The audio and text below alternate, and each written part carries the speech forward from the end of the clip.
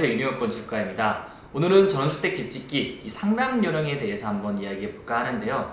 많은 분들이 정말 소중한 시간을 내 저에게 찾아오시는데 정작 이 한두 시간 정도에 대한 상담, 이 시간 동안에 원하시는 걸 못 얻고 가시는 분들이 생각보다 많으세요. 그래서 어떻게 상담을 준비해야 되고 어떻게 공부를 시작해야 되는지에 대한 부분을 한번 설명해 보도록 하겠습니다. 자, 첫 번째, 이 집을 지을 때 이 집짓기 뭐부터 해야 될까요? 제 생각에는요, 일단 이 인터넷 정보의 바다잖아요. 정말 많은 정보가 이미 인터넷상에 있기 때문에 굳이 많은 분들께 물어보시기 전에 그냥 한번 검색해 보시는 것도 괜찮습니다. 그러시면은 엄청난 내가 확 집을 이렇게만 하면 지을 수 있다 라는 건 없을 테지만 최소한의 요즘에는 뭘로 짓고 외장재는 어떻게 하고 몇 개월 정도의 소요시간이 필요하구나 정도의 정보는 얻으실 수가 있을 겁니다. 두 번째는 서점에 가보는 것도 좀 추천해드려요. 서점에 가게 되면은 이 전원주택 관련된 서적들이 한 30-40권 정도가 이미 나와 있습니다. 이 책으로 나왔다는 것은 객관적인 정보를 담았다는 뜻이고요. 그리고 최대한 그 건축가의 노하우가 담겨져 있는 책들이기 때문에 서점에 가서 한 번쯤 이렇게 쭉 읽어보시면은 그동안 인터넷에서 검색했던 내용들이 조금은 내 머릿속에 정리돼서 들어오게 되실 거예요. 자, 세 번째는 그 중에 서점 책 중에 한두 권 정도는 사보시는 게 괜찮으세요. 그래서 이 책을 공부하시는 게 좋습니다. 그러면은 처음 이 프로세스라 그러죠. 이 집을 지을 때도 한두 가지 아파트처럼 딱 계약만 한다 해서 끝나는 것이 아니라 어떠한 절차가 있고 어떻게 지어지고 내가 중간중간에 뭐를 준비해야 되는지가 정리되어 있기 때문에 조금은 쉽게 이 집짓기에 대한 이해를 하실 수 있으실 거예요. 세 번째는 이제 인터넷도 검색해보고 서점도 돌려보고 공부도 했기 때문에 애매한 것들이 분명히 생겨났을 거예요. 이 애매한 것들은 전화로 물어봐야 됩니다. 이미 건축가들이나 하우징 브랜드 업체들이 많이 인터넷상에 존재를 하고 있습니다. 그냥 전화하셔가지고 나 이런 집을 짓고 싶은데 이런 것들은 요즘 어떻나요? 아니면은 이런 것들은 얼마 정도의 예산을 어바웃으로 잡아야 되는지 같은 것도 물어보시게 되면은 이런 부분도 여러분들이 좀 그동안 책이나 인터넷에서 해결하지 못했던 부분들을 조금은 구체적으로 해결할 수 있으실 겁니다.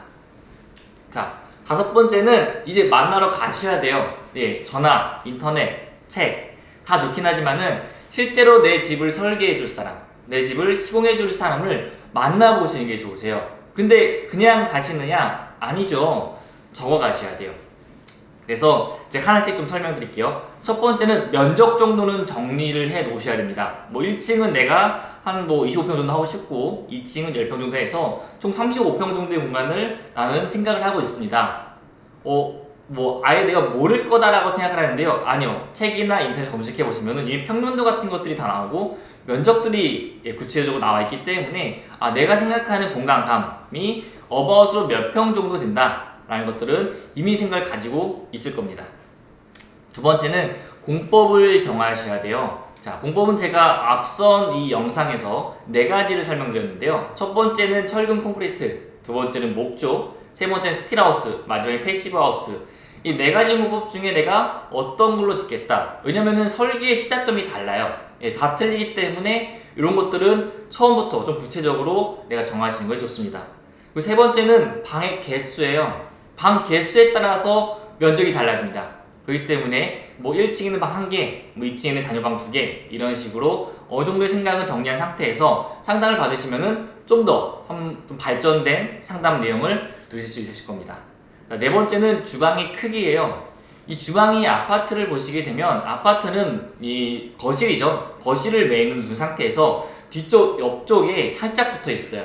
그러니까 주방만을 위한 넓은 공간은 존재하지 않기 때문에 근데 이 전원주택 같은 경우에는 좀 달라요. 식당이라는 공간이 별도로 생기면서 데크까지 뻗어나올 수 있는 공간이 별도로 마련되어지기 때문에 이 부분들, 주방 내가 크기를 어느 정도로 하고 싶고 식탁은 몇 인용 사이즈로 놓고 싶다 등등을 얘기해 주시는 게 좋습니다. 다섯 번째는 층수를 정하는 거예요. 그런데 1층, 2층, 3층 이걸 왜 정해야 되냐면은 특히 요즘 목조로 많이 집이 지어지게 되는데 목조 같은 경우에는 3층 이상이 불가능합니다. 2층까지밖에 가능하지 않기 때문에 목조가 아무리 하고 싶고 좋더라도 3층 이상의 건물은 철공루트로 하셔야 된다는 점 알고 계셔야 합니다.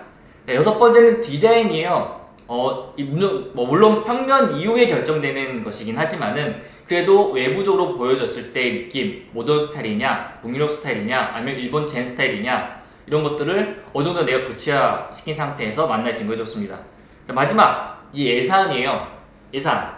솔직히 책, 인터넷, 요즘에는 저희도 이 건축 단가를 공개하고 있기 때문에 건축님이 좀만 시간을 들이셔서 찾아보신다라고 하시면은 건축의 이 시장가는 충분히 아실 수가 있으실 겁니다. 그래서 이 예산을 건축가 상담하시는 분한테 알려주셔야 돼요. 그래야지만이 이게 된다, 안 된다. 안 된다라고 하면은 좀 더 가성비 높은, 뭐 저렴하긴 하지만은 다른 자재로 좀 변경을 했으면 좋겠다 같은 것들을 자문 받으실 수 있으실 겁니다.